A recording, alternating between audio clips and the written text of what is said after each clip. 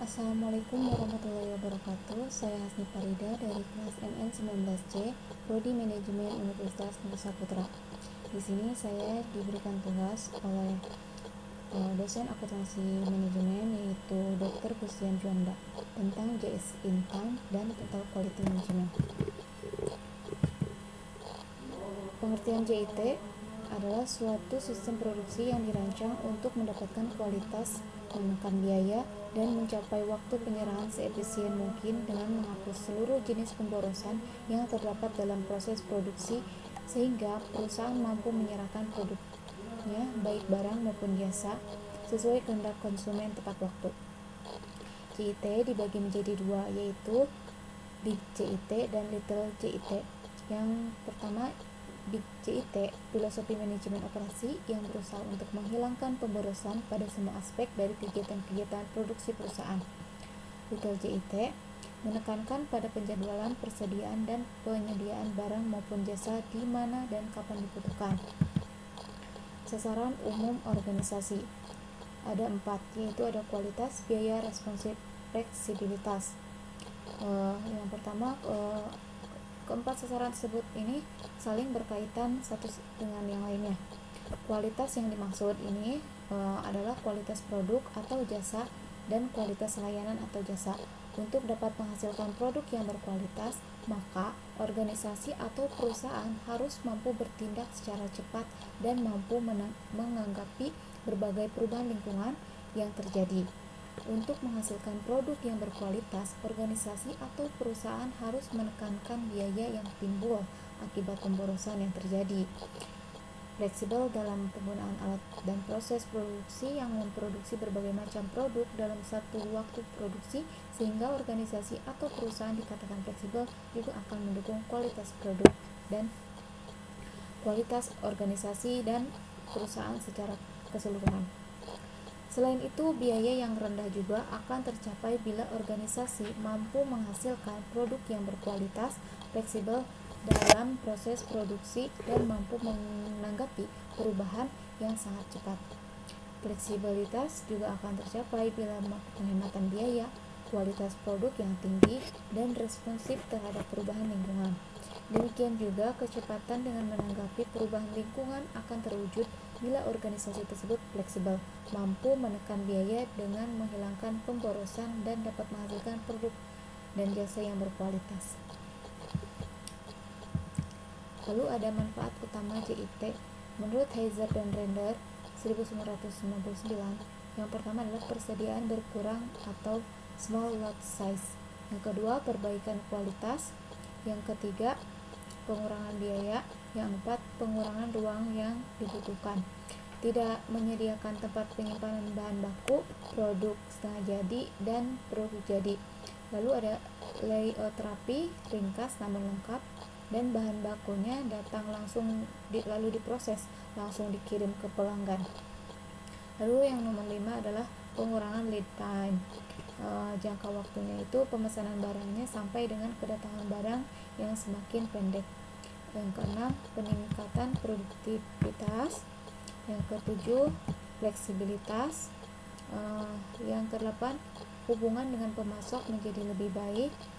Pemasok, lalu ada perusahaan, lalu ada konsumen. 9.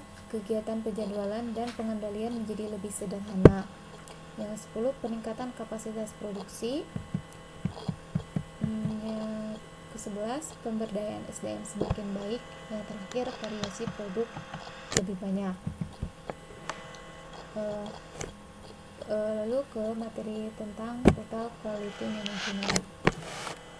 TQM ini artinya total itu adalah keseluruhan, quality-nya adalah kualitas, dan manajemennya adalah pengelolaan. TQM merupakan suatu proses metode kuantitatif dan sumber daya manusia untuk memperbaiki dalam penyediaan bahan baku maupun tingkatan tertentu, di mana kebutuhan pelanggan terpenuhi sekarang dan di masa yang akan datang. Oleh karena itu, TQM pada dasarnya lebih merupakan sikap dan perilaku, filosofi continuous improvement, bukan merupakan suatu program. Lalu ada budaya yang digunakan dalam melaksanakan TQM. Ada komunikasi terbuka. Dengan keterbukaan, maka kerjasama akan terwujud dan kesalahpahaman akan segera teratasi. Lalu ada pemberdayaan. Karyawan harus selalu dilibatkan, diajak berdiskusi atau berpendapat, dan diserahi tanggung jawab yang sesuai, serta mendapatkan untuk berkembang dan mendapatkan penghargaan atas prestasi yang diraihnya. Pencegahan kesalahan. Dilakukan inspeksi. Inspeksi itu adalah pemeriksaan terhadap barang atau produk jadi setelah keluar dari proses produksi. Tapi di TKM ini tidak lagi inspeksi. Lalu ada fokus eksternal. TKM ini lebih fokus kepada kebutuhan dan harapan pelanggan sehingga melaksanakan produksi tarik yang disebut full system. Lalu ada kesesuaian terhadap kualitas. Lalu ada dengan memperhatikan kebutuhan harapan pelanggan, perubahan dan perbaikan secara terus-menerus. Ini maksudnya memperbaiki atau meningkatkan kemampuannya karena prinsip continuous quality management. Lalu ada hubungan kerjasama.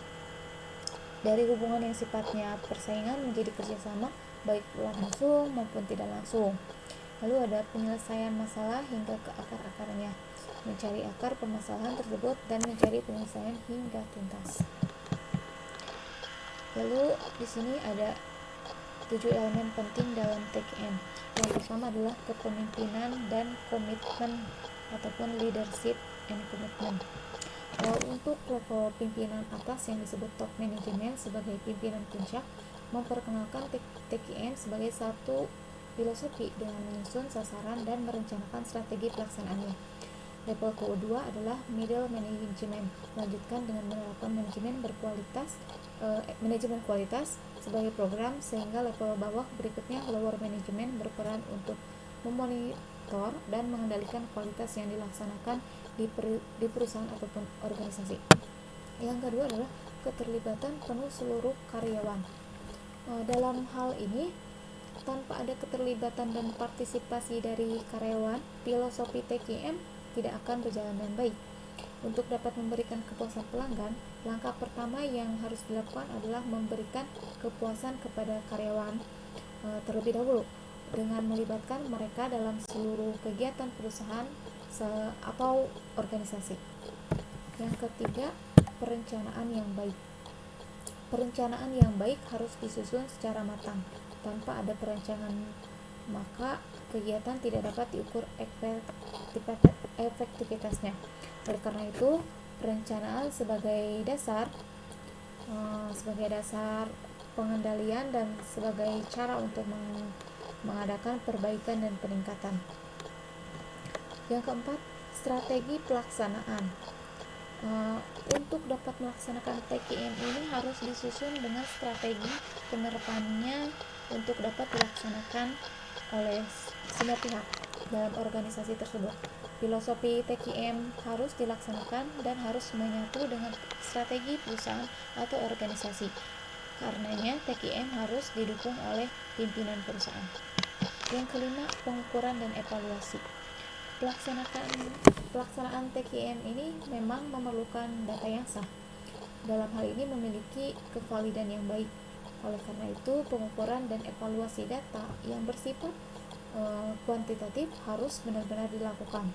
Artinya, perusahaan tidak hanya mengandalkan data yang bersifat kualitatif, sehingga meskipun TKM merupakan filosofi yang sifatnya lebih ke arah kualitatif, namun sifat kualitatif tersebut harus dapat diukur dan dikuantitatifkan.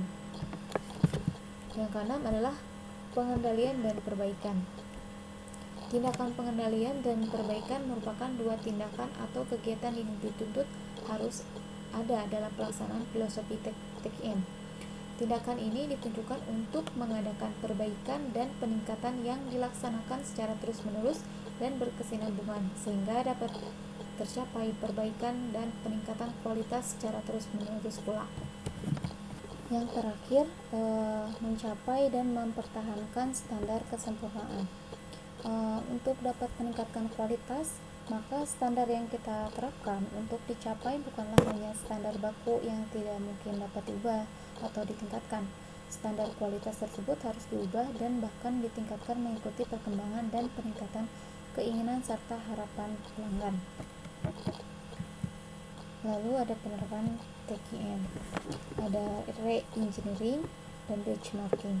Re-engineering menurut Hammer 1950 didefinisikan sebagai pemikiran secara mendasar atau perusahaan untuk mengadakan perbaikan penting yang bersifat cepat dan dramatis, serta mengukur performasinya dengan biaya, kualitas, pelayanan, dan kecepatan atau ketepatan.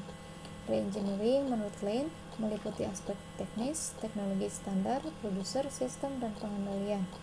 Aspek sosial lainnya meliputi organisasi, staffing, kebijakan, pekerjaan jalur karir, dan insentif kepada karyawan. Benchmarking adalah usaha mengadakan perbaikan baik yang bersifat secara berkesinambungan maupun re-engineering dengan melihat praktek bisnis yang terbaik di kelasnya. Di sini ada contoh penerapan TKM pada UKM dengan benchmarking. PT Agros adalah bisnis di sini saya memilih PT Agros untuk menjadi contoh penerapan TKM pada UMKM. PT Agros adalah bisnis usaha yang berkaitan dengan pertanian dari mulai pembuatan pupuk, obat dari rempah-rempah ataupun tanaman herbal lainnya. Ketika perusahaan melakukan studi banding atau melakukan patokan standar mutu dengan jenis perusahaan lainnya, benchmarking juga merupakan proses pengukuran yang berkesinambungan tentang produk, pelayanan, dan praktek terhadap kompetitor atau bisnis lain yang terkuat. Ada beberapa yang harus diperbaiki dari segi sarkasnya karena pembuatan pupuk ini harus dekat dengan tempat banyak air seperti kolam ataupun sungai.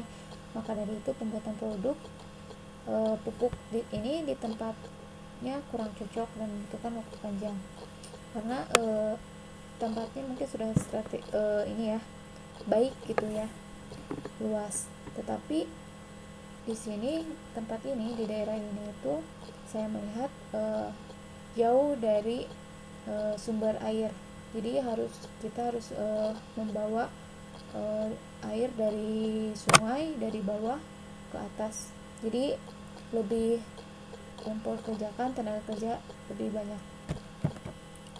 Lalu ada teknik dalam benchmarking, itu ada 4 teknik.